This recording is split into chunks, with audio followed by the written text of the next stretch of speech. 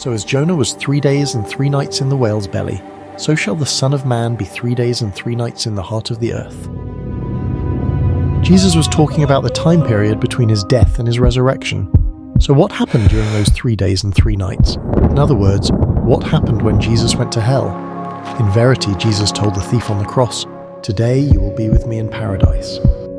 Many misunderstood, thinking he meant heaven. However, Jesus did not ascend to heaven until after his resurrection. When he said, "Today you will be with me in paradise," he was talking about the bosom of Abraham, which is a compartment in Sheol. In Hebrew it's Sheol, in English it's hell, but they all refer to the same place. Now you wonder, why would Abraham reside in hell?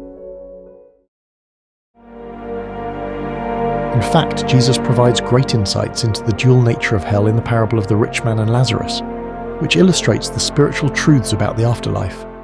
Now, there was a certain rich man, and he habitually dressed up in purple and fine linen.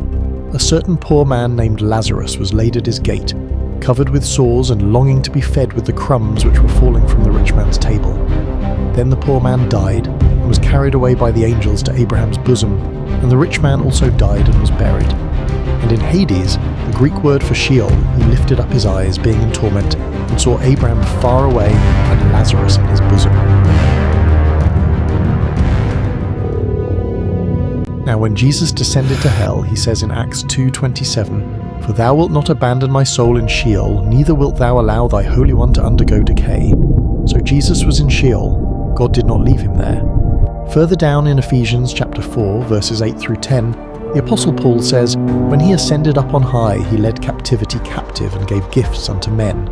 Now this expression, he ascended, what does it mean except that he also had descended into the lower parts of the earth?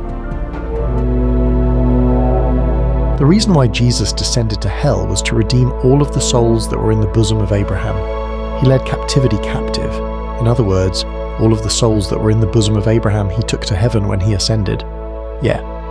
The reason that they're referred to as captives is because they were held captive in Sheol until the Messiah came and redeemed them. Remember, the Old Testament referred to Sheol as the underworld, a place of stillness and darkness which lies after death.